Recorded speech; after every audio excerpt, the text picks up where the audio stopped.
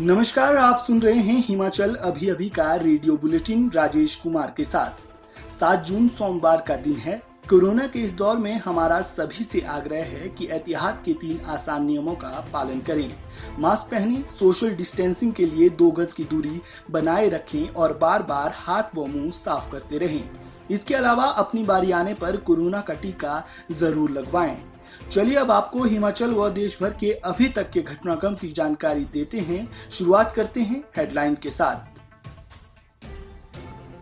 Shimla police ने एक घर से तेंदुए की खालें व अन्य अंग बरामद किए, 3 तस्कर भी किए गिरफ्तार।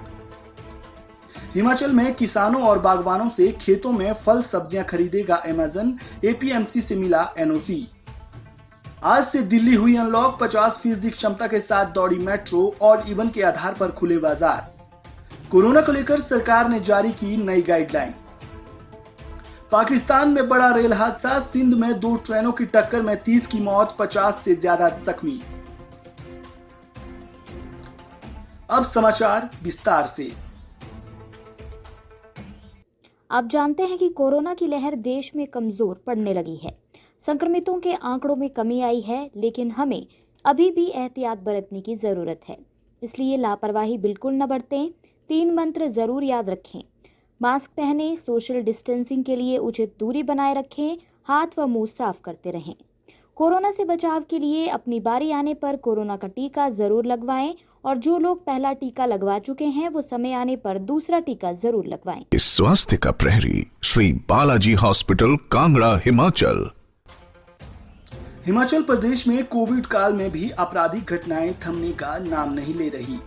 अब प्रदेश की राजधानी शिमला में वन्य जीवों की तस्करी से जुड़ा एक मामला सामने आया है। यहां पर न्यू शिमला इलाके में एक घर से तेंदुए की 3 खालें और दांत नाखून बरामद किए हैं। इन खालों की कीमत लाखों रुपए में है। इस संबंध में 2 तस्करों को भी पुलिस ने गिरफ्तार किया है।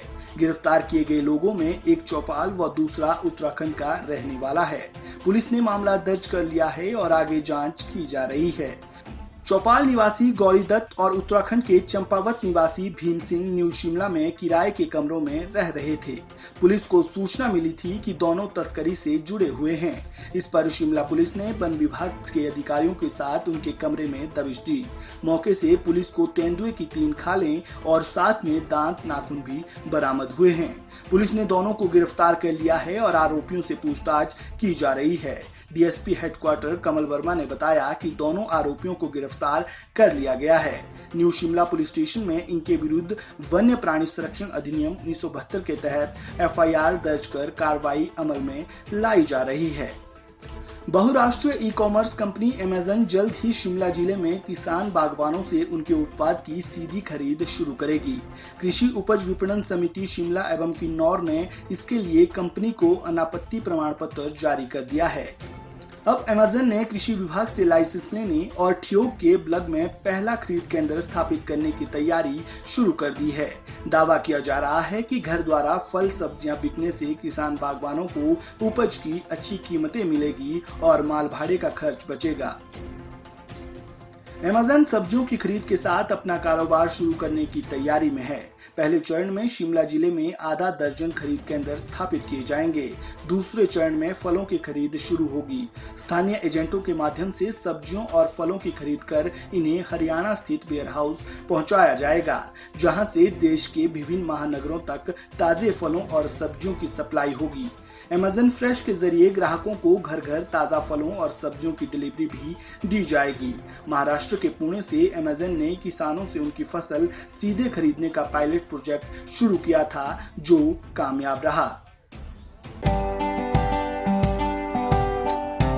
Shri Balaji multi speciality hospital, Kangra, जहां आपको एक ही छत के नीचे मिले बेहतरीन चिकित्सा सुविधाएं, cardiology, laparoscopic, general surgery, neuro surgery, orthopaedics, paediatric, radio diagnosis, urology, gastroenterology, ophthalmology, pathology, medicine, anaesthesia और डेंटल जैसी अत्याधुनिक और बेहतरीन चिकित्सा सुविधाएं, 24 घंटे इमरजेंसी सुविधा, 9 बेड के साथ critical care unit, cardiac monitor और डिफिब्रिलेटर्स, सेंट्रल ऑक्सीजन लाइन और वेंटिलेटर सुविधा। हिमाचल प्रदेश के सबसे बड़े निजी स्वास्थ्य सेवा प्रदाताओं में से एक Shri Balaji multi speciality hospital, Kangra. राष्ट्रीय स्वास्थ्य बीमा योजना के साथ सूचीबद्ध Shri Balaji multi speciality hospital Kangra. BPL परिवारों के लिए अस्पताल में कैशलेस भर्ती होने के साथ ही ईसीएच की भी सुविधा। हमारा पता Shri Balaji multi speciality hospital, Balaji Vihar, Ujjain, Kangra. संपर्क करें 9218411108 पर। Shri Balaji multi speciality hospital Kangra.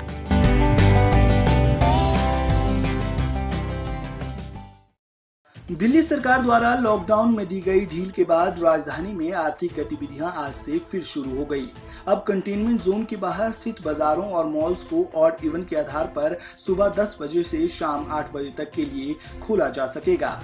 वहीं स्टैंड अलोन दुकानें सातों दिन खुलेंगी, लेकिन मॉल की दुकानों पर भी ऑड इवन नियम लागू होगा। हालांकि लॉकडाउन अभी आगे भी जारी रहेगा।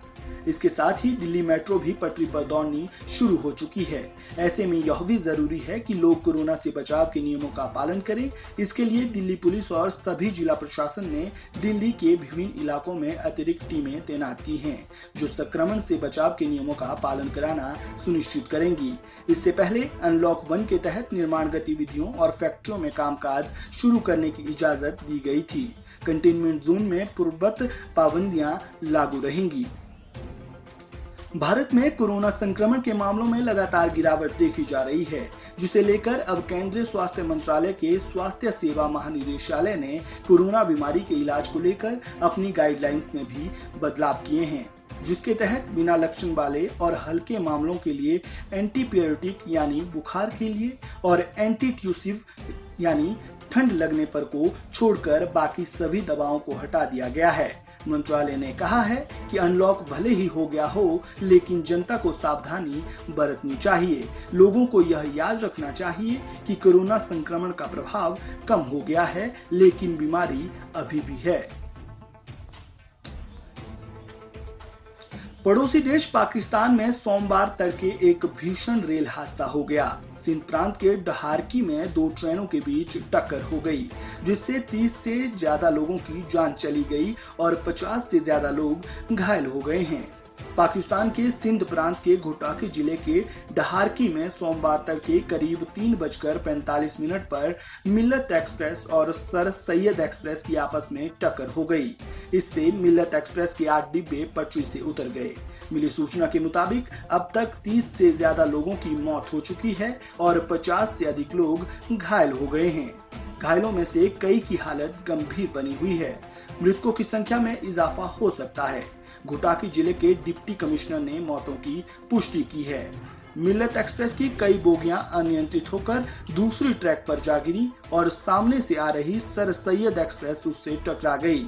इस कारण मिल्लत एक्सप्रेस की 8 और सर सैयद एक्सप्रेस की इंजन समेत 4 बोगियां ट्रैक से उतर गईं। मिल्लत एक्सप्रेस कराची से सरगोधा और सर सैयद एक्सप्रेस रावलपिंडी से कराची जा रही थी। इसके साथ ये बुलेटिन समाप्त हुआ। हमारा अगला बुलेटिन आप सुन सकते हैं शाम 7:30 बजे। नमस्कार।